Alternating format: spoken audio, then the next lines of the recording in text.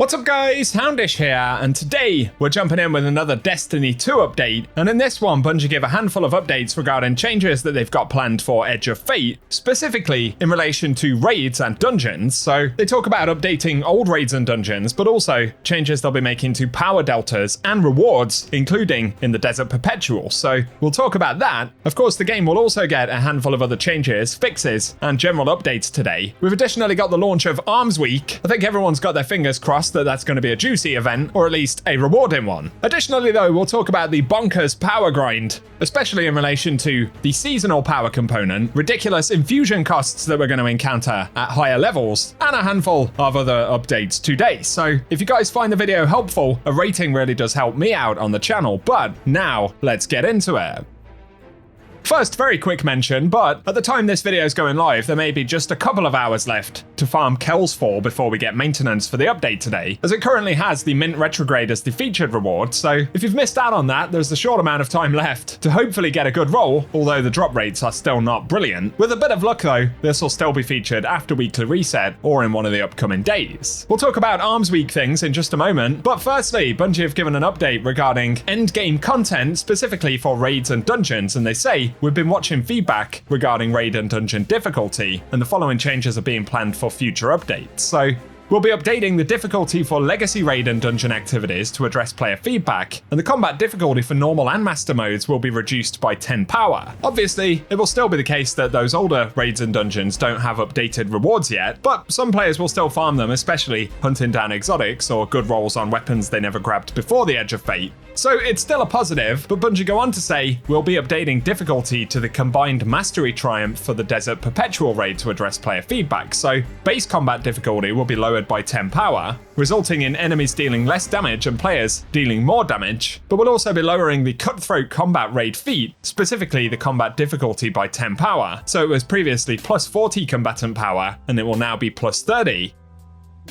And on top of that, they'll be lowering the combined mastery triumph to only require a single completion at base difficulty, which will upgrade gear rewards by 1 tier depending on the number of feats active. So instead of getting a tier 1 reward, you get a tier 2 reward, and layering on additional feats will increase difficulty but also help you to get tier 3 rewards and beyond. So they're currently testing these changes and they're aiming to release them in update 9005, which will be the next patch that we get after the one today. I think the combat difficulty changes in general are probably a good thing. Equally as important are the actual rewards for these activities. From the beginning, it seemed pretty ridiculous that a raid, whether it's on contest or normal, is dropping rewards that are tier 1, right? And that's basically meant that raids, while being the pinnacle or end game sort of piece of content in the game, have pretty much got the same reward system as other pieces of content right now.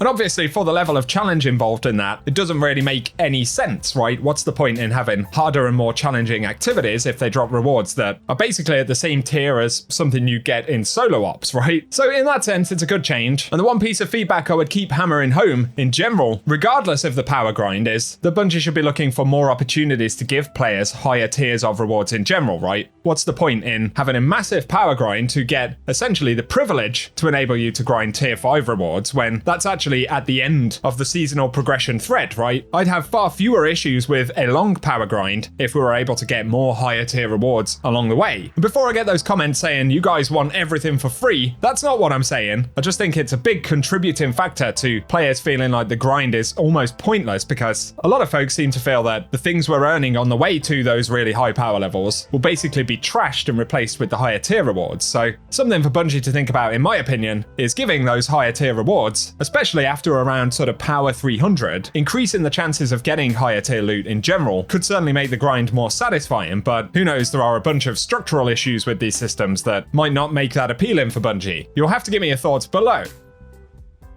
In relation to contests though, and endgame content in general, Bungie say we're investigating reports of cheating with fire teams who cleared the Desert Perpetual contest mode. They're basically just acknowledging that it happened, and there were reports a few days ago that anywhere up to around 70% of clears in contest actually had cheaters on the team. And that's an absolutely bonkers statistic. Obviously, it's also a result of far fewer legitimate teams actually ever clearing contests this time around, and so it's exposing those cheaters far more than what we would have seen in other raids upgrades like Salvation's Edge, for instance. I'm sure there were just as many cheaters back then, but given the legitimate clears of contest were incredibly low, yeah, we've ended up in a wild situation where most of the clears were actually cheated in one way or another. Otherwise, Bungie have said they've resolved an issue where players who played through the invitation on Classic difficulty were unable to go back and replay it on Legendary, blocking them from earning the Legendary campaign exotic. So if that applies to you, Bungie have said they've auto-completed the requirement for the mission for everybody, and players who are unable to earn their exotic armor piece due to that issue should be able to claim it from the altar of relativity. I think that only applies to this specific issue, but certainly worth checking the altar, especially if you think you were affected by that.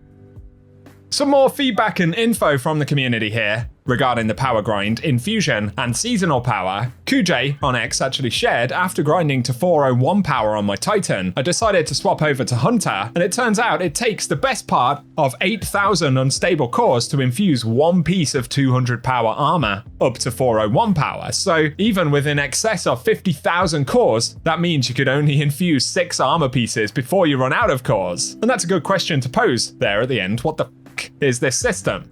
That is absolutely ridiculous. And QJ also said to put cores needed to infuse into perspective, dismantling a 400 power item gives 633 cores, so dismantling 12 pieces of 400 power gear is just shy of the 7,744 cores for one infusion, and to fully infuse an armor build, you must essentially dismantle 62 pieces of 400 power gear. And the crazy thing on the most part is that players right now are complaining about the grind to 300 or 400 power, and of course after 400 power, we rely on these new seasonal prime engrams, which you may only get one of every hour or two that you actually play the game. Now, I know Bungie want the grind back, that much is incredibly obvious, but the only way I could describe those specific infusion costs and the general rate of progression beyond 400 power right now is, well, it's just flat stupid, right? And that will be a contributing factor to this. Kuj also shared, we are 9 days into a new expansion, and there are less people playing the game right now than a month into Episode Heresy. Obviously, this only relates to Steam, and as we've said many times, looking at one platform for information about player numbers is far from ideal, but it does give us a very good indicator of the general trend, right? If this is happening on Steam, it will be happening on all platforms.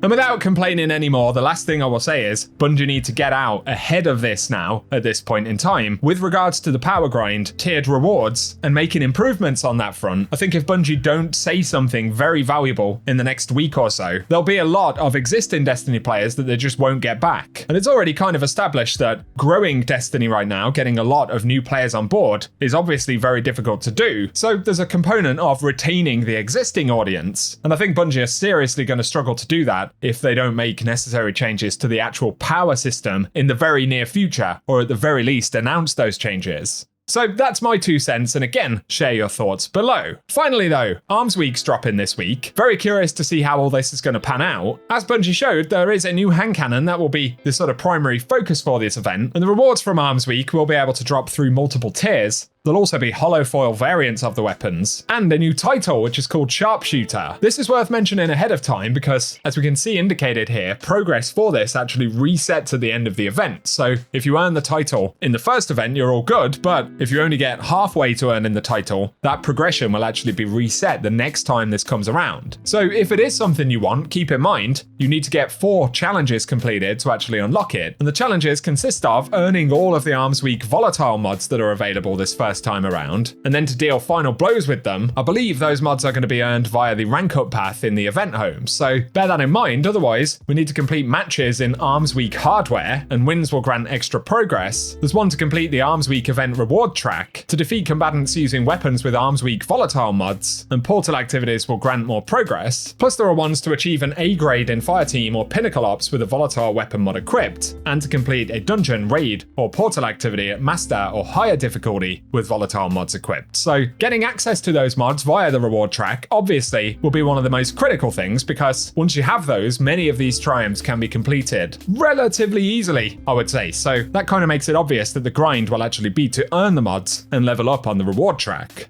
Bungie have said Ada 1 will be in the shooting range, and she'll give us a pursuit that kicks off the event, as well as the brand new hand cannon, and by playing activities with hand cannons, we'll gather combat telemetry that allows Ada 1 to build more weapons. So the combat telemetry basically will be used to focus or purchase rewards, there'll be a set of daily and weekly challenges, which reward more progression for the event track, and there'll be hollow foil weapons on that reward track as well. Plus, the specific volatile mods we'll get this time include chaotic munitions, where precision final blows produce randomized effects, cowboy grip, where we get significantly improved hipfire weapon performance, and fragmentation rounds, where precision final blows create multiple explosive submunitions. So they sound pretty good. The other benefit, if they are kind of broken or overpowered, is that obviously that'll also give us a bit of a boost to actually farming power and rewards in general, because we'll be able to smash through more activities quicker, in theory. So I'm very much looking forward to it, and I'll keep you posted at reset. Plus, we'll get additional information about the patch today and all of the fixes that Bungie are implementing. So keep it locked and loaded here on the channel. If you've enjoyed the video today, a rating really does help us out. Give us your thoughts on the general grind, how things are going in Edge of Fate down in the comment section. Plus, subscribe if you want to be kept up to date with the next round of information that we get from Bungie, hopefully in the next couple of days. Otherwise though, thanks for watching, and I will catch you guys very soon.